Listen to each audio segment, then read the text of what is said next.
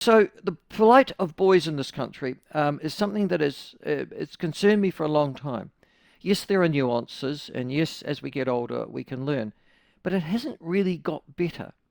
And as a consequence of that, a whole series of boys' schools are putting their collective resources together, as I understand, in a bid to improve the outcomes of young men in New Zealand. It isn't just an aspiration, it's an ambition. And they've got an action plan. And we'll be talking right now to Steve Hart, the principal or headmaster. I think it's principal. I don't think he's a rector. I'll find out in a second. Of St Thomas's of Canterbury School in Christchurch. And he joins us now. Steve, welcome to the show. It's lovely to have you on. Yeah, good morning, and thank you for inviting me onto the show. Well, the reason I did is because what you're doing has a chance to change not a whole, the lives of literally hundreds, thousands of young men in this country, but also because you obviously accept that there's something wrong with the way in which we teach and we educate young men in New Zealand. Is that right? Have I got that right? Yeah, I think so. I think that's a fair statement to make. And alongside 13, there's 13 boys' schools in the South Island, and we've challenged ourselves in that space of leadership. Are we actually allowed enough voice, or a voice that is advocating for our young men in our care? I think there's a lot of conversation around the sporting aspects of our project, but Mm. actually, what's really clear as day across all of the principals and headmasters in the South Island is that we want to work much more collaboratively and closer together to actually understand what brings out the best in our young men, so we can have really positive outcomes for them as they go on into the world. I mean, by your nature, by the very fact that you're educating in a boys' environment, there's obviously a philosophy or an ethos, if you like, that guides the schools that are part of this. But that you've had to come together, or you are coming together. Why? Why? What's happening at the moment that means that St Thomas's of Canterbury? And listen, you are an outstanding school. I've followed you. I tried to get my son into your school. In actual fact, that's how good you are. But you don't have a boarding facility, unfortunately.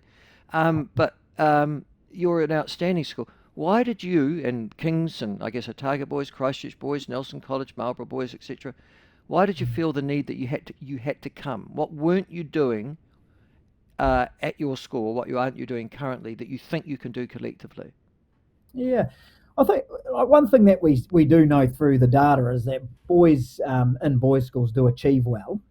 So that's all good. But it's actually in a place of advocacy and leading boys' education, not just in boys' schools, but also being a voice for boys in co-ed schools. So we're wanting to come together, Good point. research the work that we do, and actually share that with a much wider audience. I think our young women have just made amazing strides, in the last 20 years. I'm a father of sons and a daughter, and, you do see real differences there.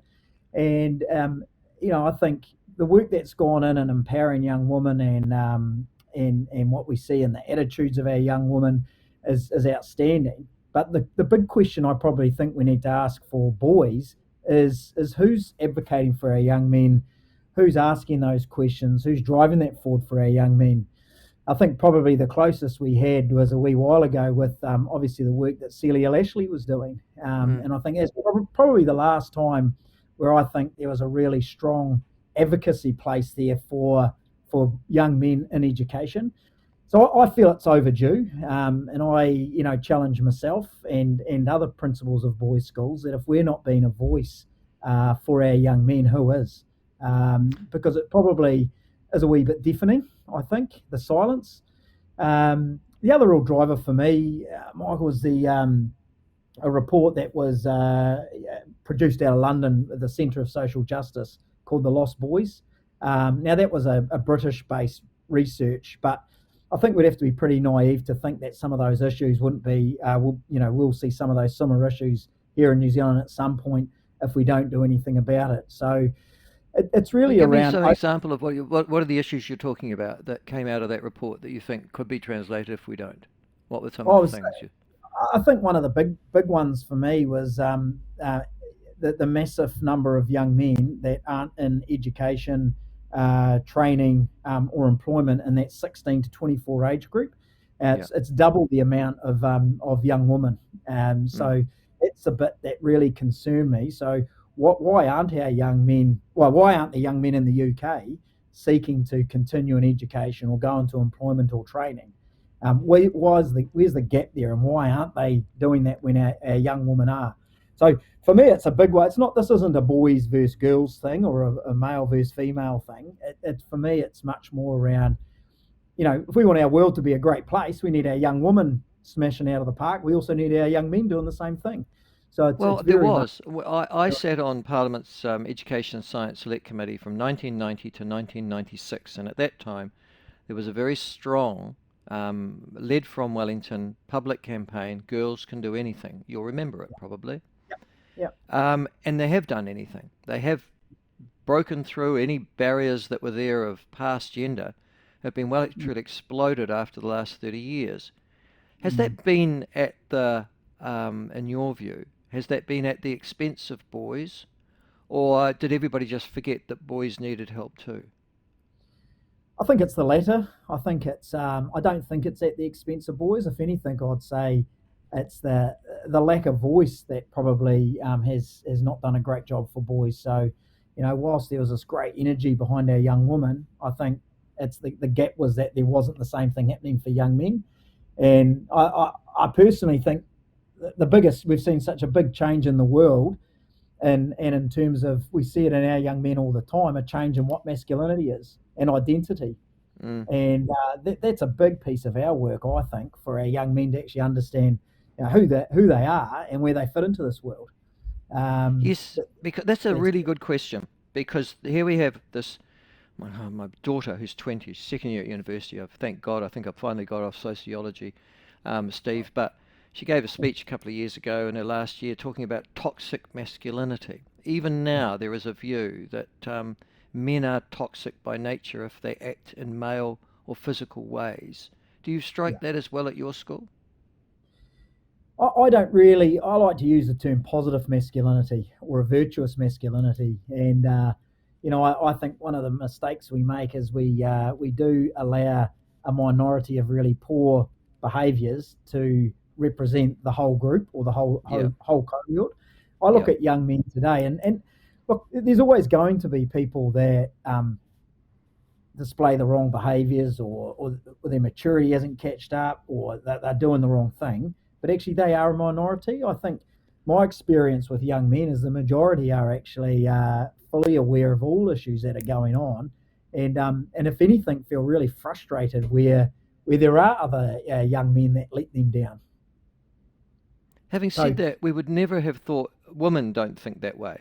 Girls, female students don't think that way. They don't go, oh, we're being let down by that group of women over there and dragged down by them.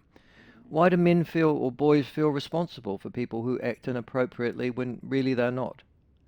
yeah, that's a really good question. Look, I think it's that's what's reported. That's what's spoken about. That's what's highlighted. All of those issues, probably to quite a high degree, I think, for young men. Like for Yeah. me, I think we need to actually go the other way. We need to focus on what are the positive parts of masculinity. What are the examples of, to coin education chat, really best practice.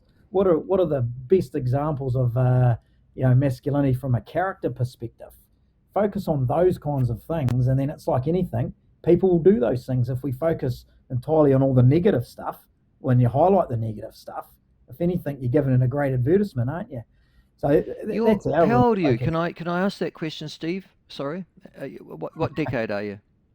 I'll turn 50 at the start of next year. Okay, so you've been recruited. So you're a generation behind me, I guess.